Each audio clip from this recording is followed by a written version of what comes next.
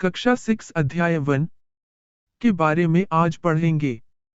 प्रारंभिक कथन, क्या, कब, कहाँ और कैसे। नर्मदा नदी। कई लाख वर्ष पहले से लोग इस नदी के तट पर रह रहे हैं। यहाँ रहने वाले आरंभिक लोगों में से कुछ कुशल संग्राहक थे। उत्तर पश्चिम की सुलेमान और किर्थर पहाड़ियों इसी क्षेत्र में कृषि उच्च ऐसे स्थान हैं जहां लगभग 8000 वर्ष पूर्व स्त्री पुरुषों ने सबसे पहले गेहूं तथा जौ जैसी फसलों को उपजाना आरंभ किया। उन्होंने भेड़, बकरी और गाय बैल जैसे पशुओं को पालतू बनाना शुरू किया। ये लोग गांवों में रहते थे।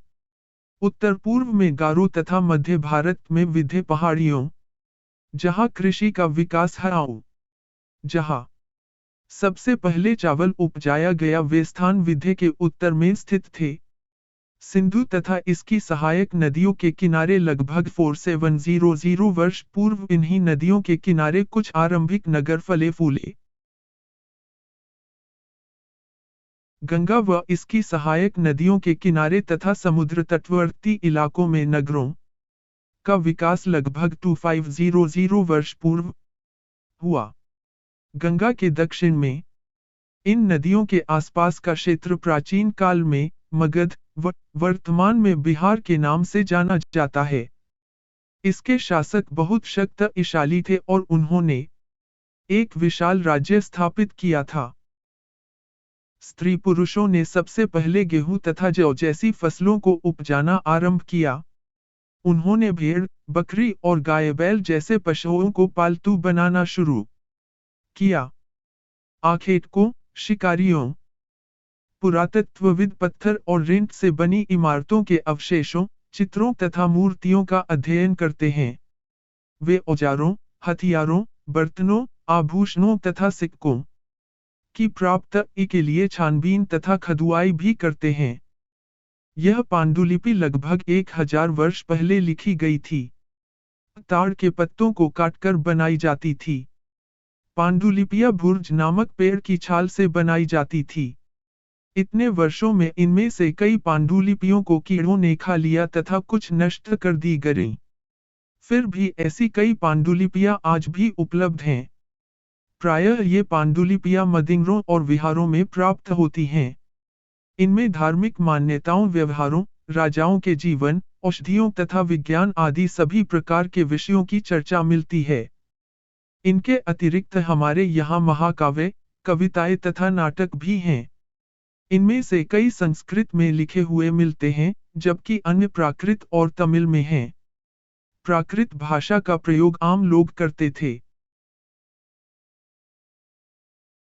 हम अभिलेखों का भी अध्ययन कर सकते हैं। ऐसे लेख पत्थर अथवा धातु जैसी अपेक्षाकृत कठोर सतहों पर उत्कीर्ण किए गए मिलते हैं। कभी कभी शासक अथवा अन्य लोग अपने आदेशों को इस तरह उत्कीर्ण करवाते थे ताकि लोग उन्हें देख सकें, पढ़ सकें तथा उनका पालन कर सकें। अफगानिस्तान के कंधार से प्राप्त हुआ है। यह अभिलेख अशोक नामक शासक के आदेश पर उत्कीर्ण करवाया गया था।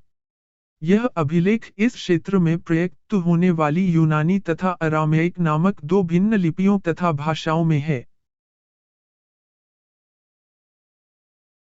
लोगों ने सदैव उपमहाद्वीप के एक हिस्से से दूसरे हिस्से तक यात्रा की।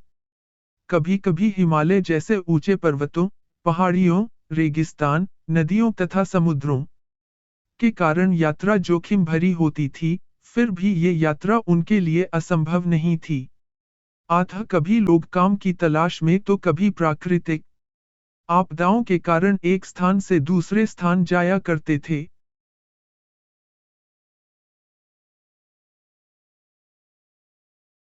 सेनाएं दूसरे क्षेत्रों पर विजय हासिल करने के लिए जाती थीं।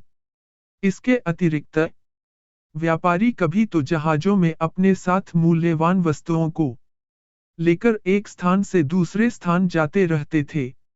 धार्मिक गुरु लोगों को शिक्षा और सलाह देते हुए एक गांव से दूसरे गांव तथा एक कस्बे से दूसरे कस्बे जाया करते थे। कुछ लोग नए और रोचक स्थानों को खोजने की चाह में उत्सुकता के लिए भी यात्रा किया करते थे। इन सभी यात्राओं से लोगों को एक दूसरे के विचारों को जानने का अवसर मिला। देश के नाम। अपने देश के लिए हम प्रायः इंडिया तथा भारत जैसे नामों का प्रयोग करते हैं। इंडिया शब्द इंडस से निकला है, जिसे संस्कृत में सिंधु कहा जाता है। ईरान और यूनान ने लगभग 2500 वर्ष पूर्व उत्तर पश्चिम की ओर से आने वाले ईरानियों और यूनानियों ने सिंधु को हिदोस अथवा इदोस और इस नदी के पूर्व में स्थित भूमि प्रदेश को इंडिया कहा। भारत नाम का प्रयोग उत्तर पश्चिम में रहने वाले लोगों के एक समूह के लिए किया जाता था।